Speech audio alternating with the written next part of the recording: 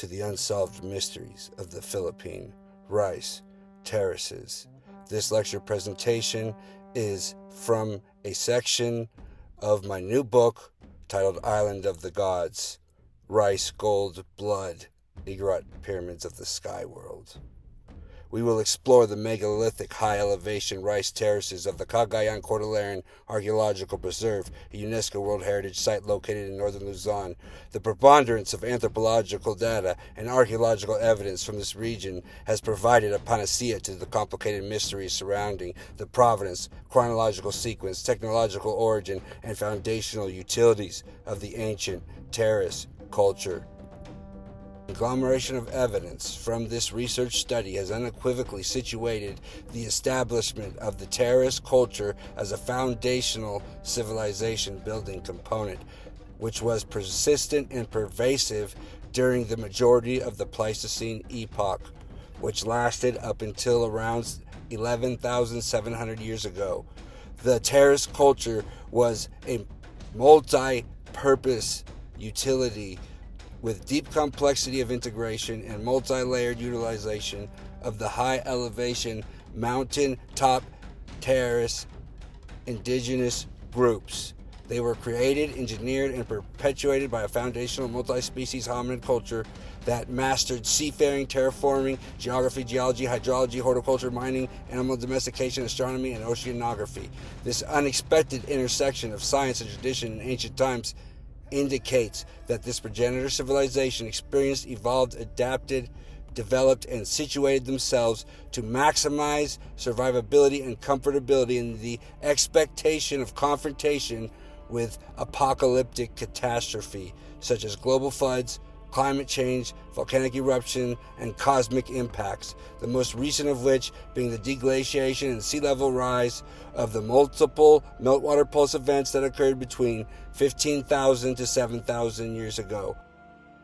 After a complete analysis and synthesis of some of the greatest ethnographic works ever performed on the high elevation mountain cultures, such as those from the University of Manchester's The Megalithic Culture of Indonesia and Harold Conklin's Atlas Ipugao from Yale University, it has become clear and apparent that the mystery has now solved and unraveled, and the Igorot indigenous cultural groups of northern Luzon are the direct source population group throughout the great antiquity regarding the people of the sky world, and pushes back the date of the beginning of culture and civilization to past 700,000 years ago. This evidence, it will be clear and plainly seen as we move forward. Rice, Gold, and Blood begins where Jared Diamond's famous book Guns, Germs, and Steel leaves off 13,000 years before present. And this question that begs an answer, with us being as hominids for the past 2 million years and us only knowing 13,000 years of that history that we share, something smells fishy, as that number is only 0.65% of the entirety of our agreed upon scientific history. This fact will begin the process of utilizing 1 grain of rice to crush the diamond. These images here of the Philippine mountain terrace cultures at the turn of the century and early 1900s were taken from early American reconnaissance operations. They were just recently declassified and made available through the National Archives via the FOIA Act, and as you can see, it was once a similarly classified site, and it was labeled as Area 18 with many high, strange peculiarities that were of interest to be investigated by some really deep level folks. And we're going to the Igorot Indigenous Cultural Group of Northern Luzon. Here is one of the most beautiful assemblages of photographs taken mostly from one of the greatest anthropological photographers ever to have existed, Eduardo Masferri. This conglomeration of photographs from Masferri and some others is a beautiful example of the great diversity and variation of this ancient indigenous cultural tribal group of northern Luzon high elevation mountain terraces, which were never penetrated by the Spanish during the colonial period or the U.S. during that time frame. It is one of the most colorful and ancient historical civilizations that have lasted throughout the existence of time. The Igorot, Ipugao, Pontok, Pankanaoy, and many other bands.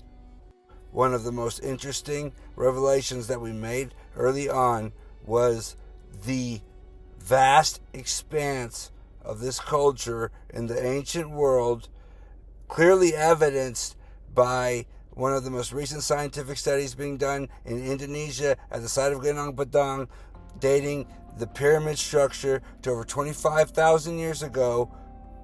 We started to analyze not only the archival but the modern scientific satellite and aerial imagery data. This is what we found. Very profound things. All of the most ancient sites of the region, such as Ganang Padang, dating past over 25,000 years ago, were these high elevation agricultural, horticultural terraces. Second, Albert Jenks, in his beautiful masterpiece, The Bontok Igorot, mentions spiral terrace patterns in the region. This fact has not been talked about, mentioned, or discussed, researched in any way for over the past 100 years. I decided to utilize basic aerial imagery, satellite imagery with Google Maps and other tools, and I located, based on the details within his writings, this lost archaeological site for over 100 years in the Cordilleran mountain range terrace culture. I can provide the coordinates if requested. Third, throughout the distribution of the region, we found that all of these high elevation ancient agricultural terrace sites also have within their direct vicinity the most ancient hominid archaeological finds in the world. In Southeast Asia, Denisovan, Homo erectus, Homo longi, many others such as Homo luzonensis and Homo flores, Homo florentiensis, is directly in the same archaeological sites as these agricultural terraces and ancient sacred temple structures such as Ganang Padang. The amazing amount of correlations and connections doesn't stop there. I began to make a map of all of the ancient hominid archaeological sites, all of the ancient terrace archaeological sites and modern ones, all of the animal domesticate archaeological sites, and plant, horticultural, or agricultural ancient sites within the region. And an interesting correlation developed. This was not just based in Southeast Asia region, but I found it to the highest concentration and degree within the Philippine Islands, spreading out in every single direction, from the north to Taiwan in Japan, from the south into Indonesia, Australia, Papua New Guinea, to the west, to all of the island chains flowing over to Madagascar, and going east all the way into Peru. And interestingly enough, in both Hawaii, Peru, and many other sites along the coastlines of great antiquity, which can be followed along in a clear and distinct timeline, you have the terrace, high elevation, agricultural terraces with the same set of animal and plant domesticates going back into great antiquity. This lecture presentation would not be complete without the mention of the sacred plant, the sacred rice, or in many of the Cordilleran languages, pugo or ipugao, the people of the rice. Now, one of the interesting connections here is with Oryza minuta or Oryza luzonensis, this particular strain of rice that has only been archaeologically found in the highlands of northern Luzon in the Cordilleran region and in Papua New Guinea. Now, this is very interesting because the timeline matches perfectly with the genetic evidence of timelines in the integration of the only two places that have the highest level of Denisovan DNA with the indigenous groups of existing genetic material with the Papua New Guinea indigenous peoples and the Cordilleran indigenous peoples. They have the highest level of living Denisovan DNA in the world. The integration of this genetic material matches perfectly with the timelines and with the other very interesting domesticates. The only issue is the date goes past 40,000 years ago, which means not only Igorot, Denisovan cultural groups domesticating plants, they were tool making, they were shipbuilding, they were circumnavigating, and they were domesticating animals and wildlife while at the same time developing high elevation mountain cultures and civilizations around the world to a degree that we would have to classify it as a terraforming culture. The Philippines, the Southeast Asia, Pacific, and other indigenous groups are well accounted for in their magnificent craftsmanship when it comes to shipbuilding, as well as world navigation utilized mainly in conjunction with astronomical observations. This is and was one of the most ancient technologies ever developed, and it was pervasive. As you can see, these cave paintings dating back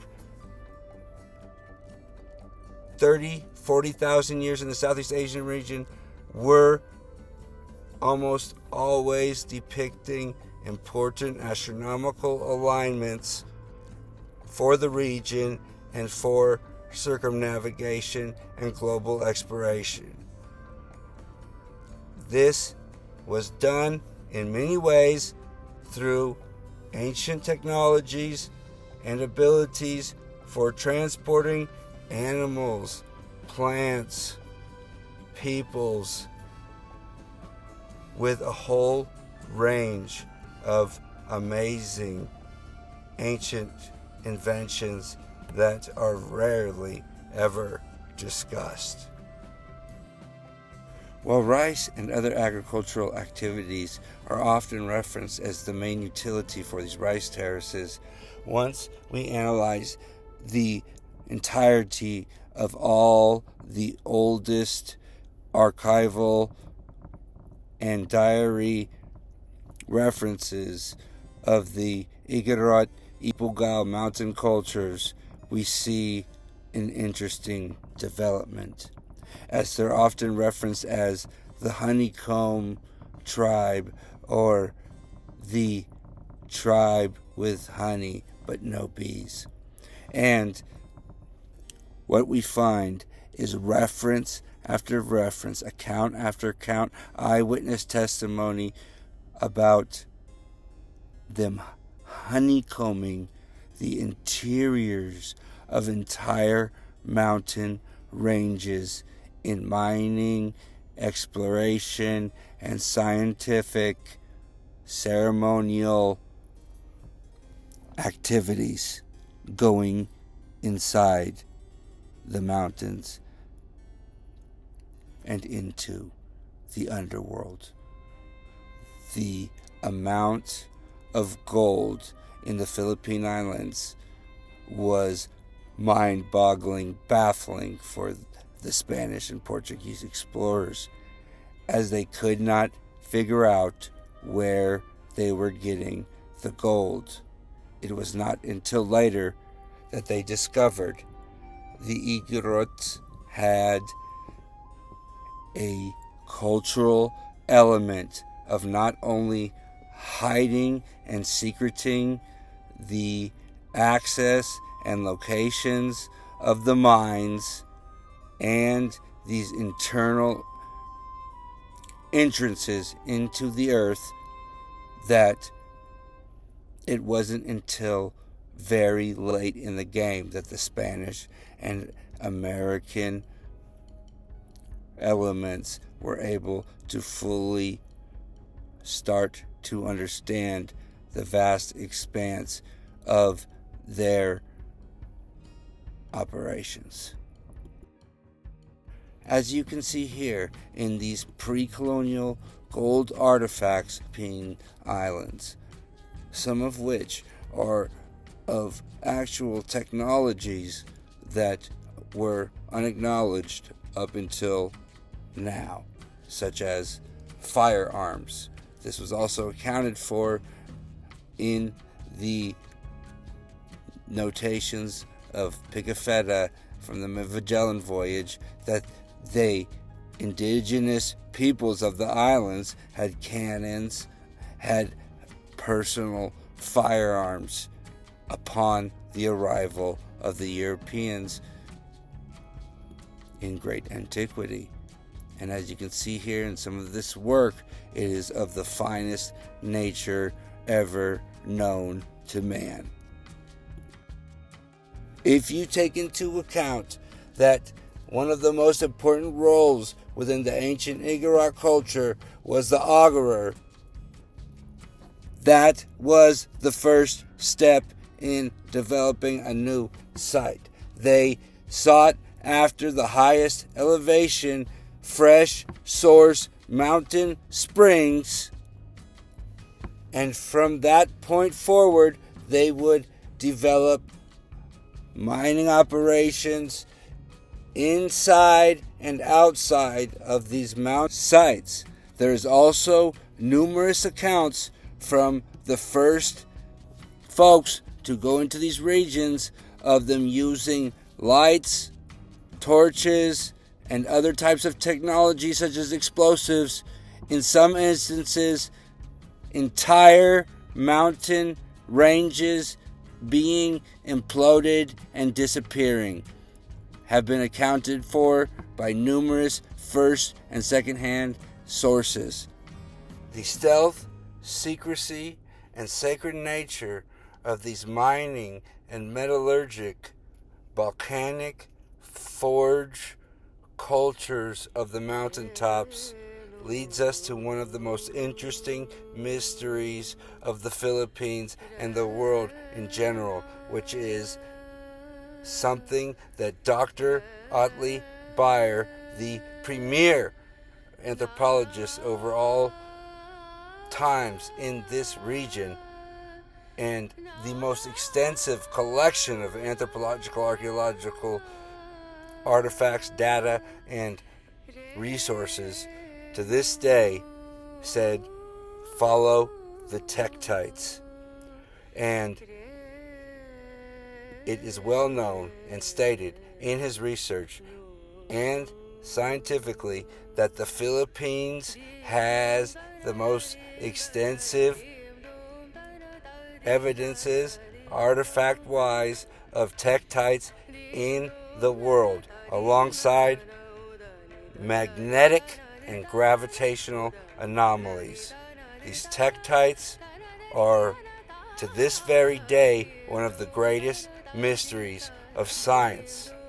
This is where it gets strange, and the connections to some of the ancient cultures, such as Egypt, become interestingly apparent, as found in King Tut's tomb, a dagger that was forged metallurgically with Tektites. You see also here the same instance in the Philippines, and to a degree that has never been seen in any other culture. For a whole range of purposes, these Tektites and meteorites were utilized to a great degree. But mainly, it is clearly exhibited here that when you are very proficient at metallurgy and you know how to integrate Tektites, meteorites into your metals and tools, the great advantage is one that even to this day we have not reintegrated. As the great musician once said, rust never sleeps. And as we believe it to be, everything rusts. But these brilliant scientists and metallurgists of the antiquity had a technology which integrated these Tektites into the metals and allowed them to be eternal and never rust, as you see here in these ancient blades from the Philippine region, and at the bottom left is the one from King Tut's tomb. They have the same consistency of metal alloys being combined so as no rust can penetrate the blade. It is the only material integrated in such a way, even up until this time, that does not allow for rust, which leads to one of the most interesting evidences for the origins of astronomy, astrology, sky worship, the heavens, and the sky world, which archaeologically within the Southeast Asia and Philippine archaeological relations, which is that the sites of large populations of ancestral heirloom hominids were exactly at the same sites of these massive Tektite meteorite distribution centers, which means that they either went there after the impact of these meteors or comets, or these meteorite Tektite events were aimed at these multitude of mass gathered ancestral heirloom hominids in what one could only imagine to be as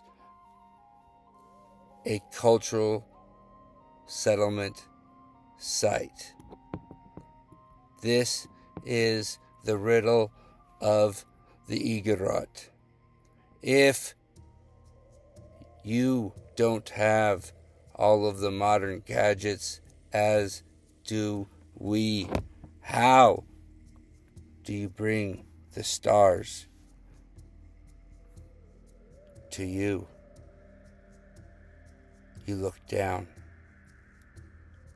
and that is one of the most profound elements of these ancient astronomical civilizations.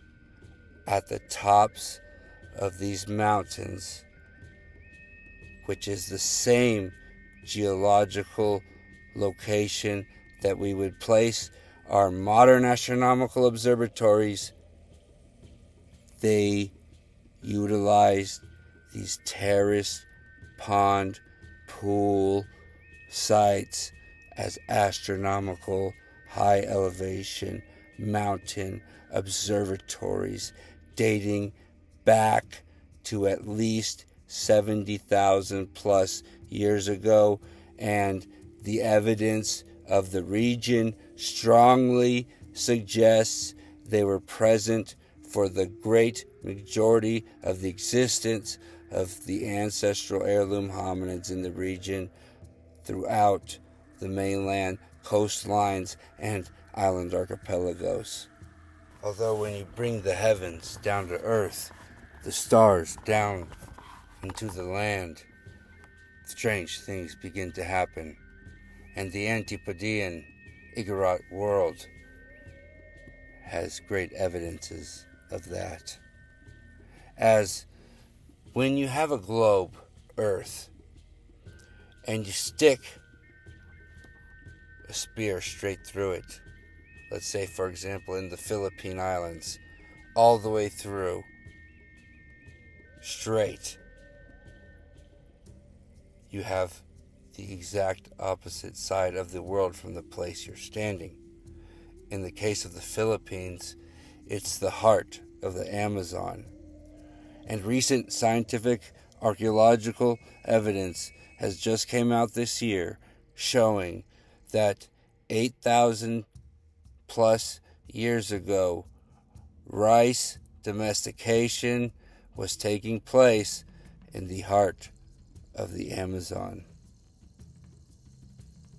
Which leads to another extremely interesting development that took place from this research, which is these augurers that were searching for these high elevation fresh mountain springs had a knowledge of the world that told them there was an internal recycling system which not only allowed for fresh water to be found at the highest places of the world, but also adjacent to those were often found salt deposits to a great degree that allowed for the ancient indigenous ancestors to make a lucrative global industry of salt alongside many other products tens, 20s, hundreds of thousands of years ago. In a recent update to our satellite imagery systems available to the public in the area just off the coast of the Philippines, just north of Palawan, in the Spratly Islands, a archaeological underwater site was clearly evidenced as some form of spiral concentric rings.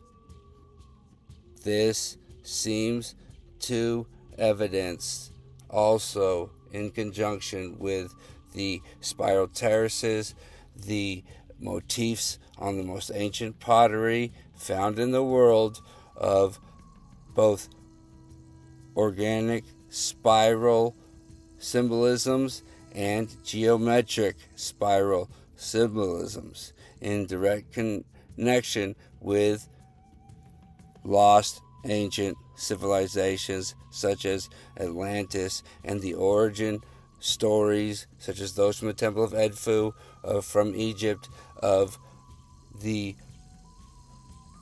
progenitor island of reeds to the east, the islands of the gods.